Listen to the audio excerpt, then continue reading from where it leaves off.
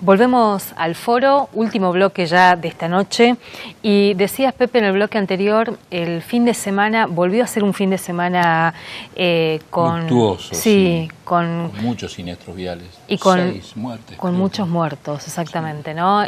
Una problemática que sigue exponiendo la provincia de Misiones entre las provincias con mayor cantidad de muertos y sin contar los heridos, que después también significa un proceso bastante difícil para las familias, para el sistema sanitario. Sí. Está María Elena Magri, que es referente en la provincia de Estrellas Amarillas, que es justamente este espacio que nos alerta y nos advierte sobre esta problemática. María Elena, muchas gracias por venir. Gracias a ustedes.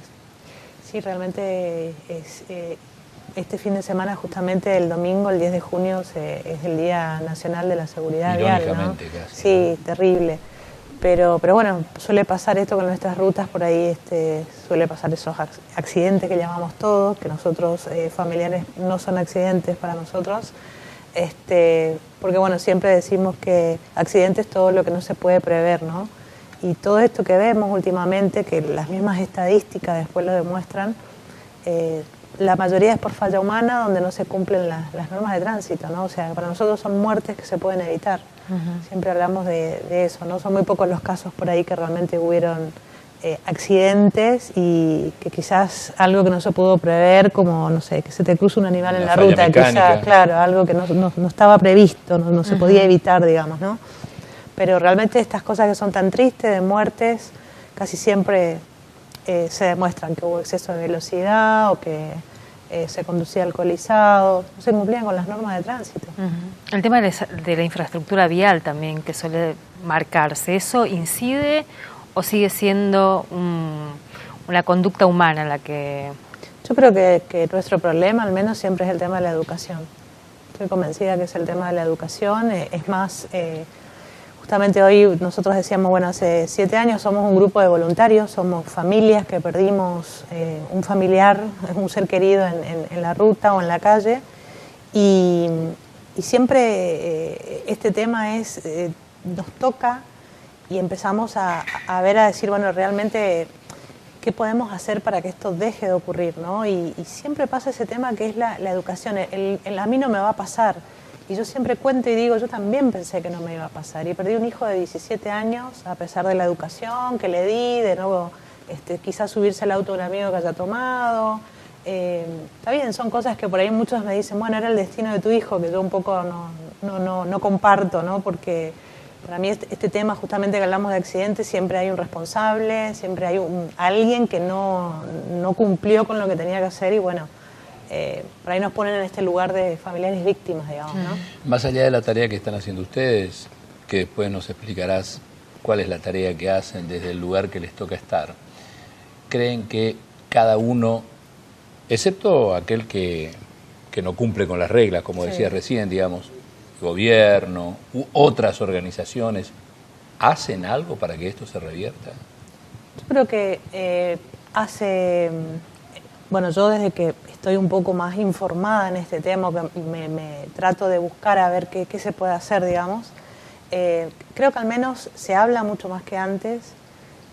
Yo noto cuando cuento, porque yo soy nada más que una mamá, digamos, que sale a contar y a tratar de cambiar esto, ¿no? De decir, nuestra tarea de campaña, de concientización para los demás y también de sensibilización, porque creo que por ahí muchos me escuchan y dicen, uy, ¿cómo hace esta mamá quizás para contar su historia? Y nadie quiere ni siquiera pensar en ponerse en mi lugar.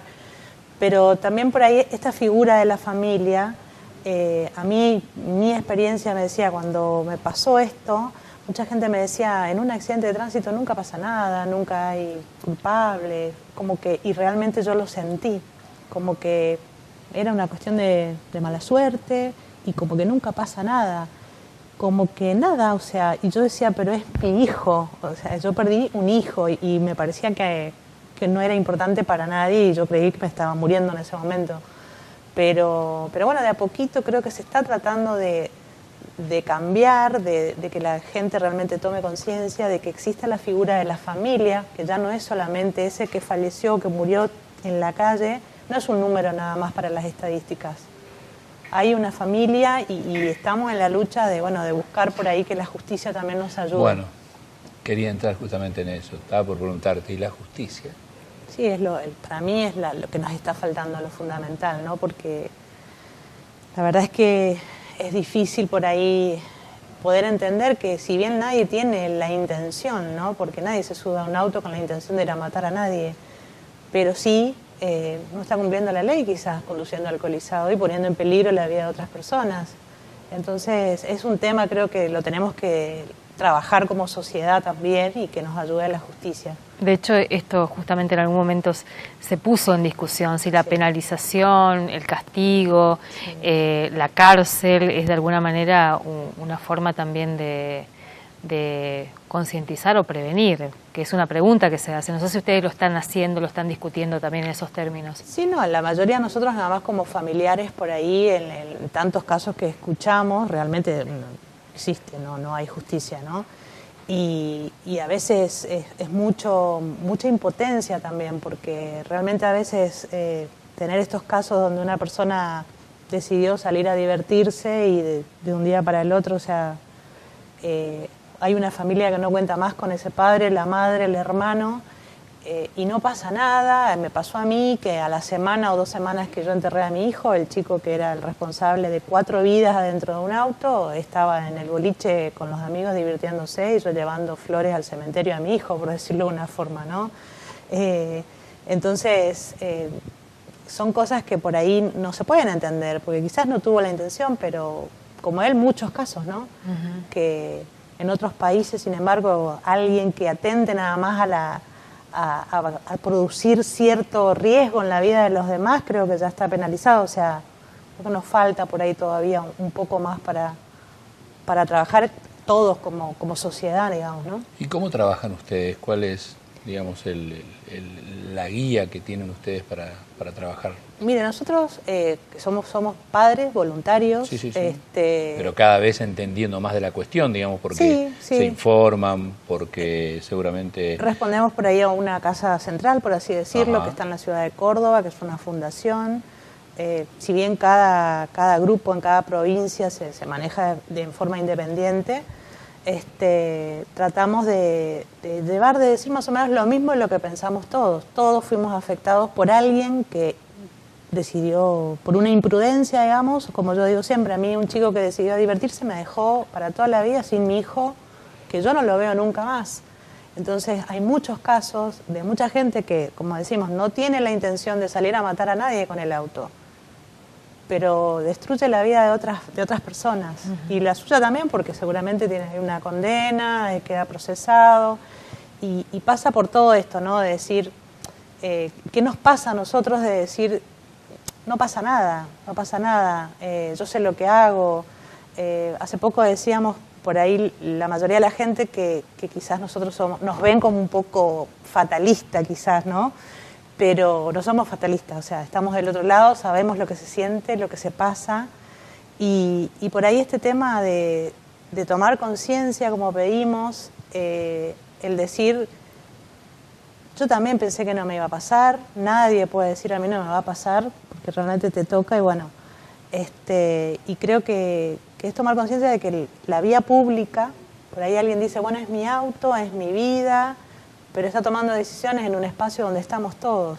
Y así es como se producen estas cosas, que por ahí alguien salió de la casa pensando que iba a volver y no volvió nunca más. Desde la organización, ¿tienen alguna contención psicológica? ¿Hay alguna forma en que se pueden comunicar con ustedes, aquellos que tuvieron esa triste y dolorosa experiencia más recientemente, para, no sé, si hacer catarsis, contar, mejorar su estado de ánimo, no sé?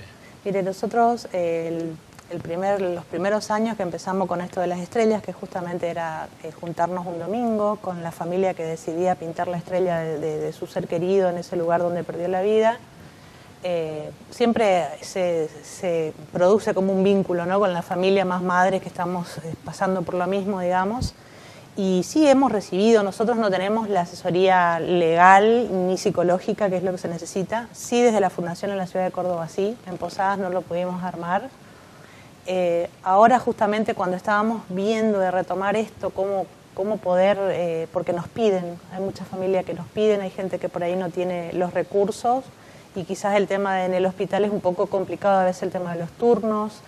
Entonces, siempre me viene la consulta de decir qué puedo hacer con mi mamá, que no está bien, o qué puedo hacer con mi papá, o no sabemos qué hacer con el tema del juicio. Bueno, entonces pues yo en la medida, en lo personal, por ahí trato de como de dar una mano, ¿no? Pero no hay nada armado.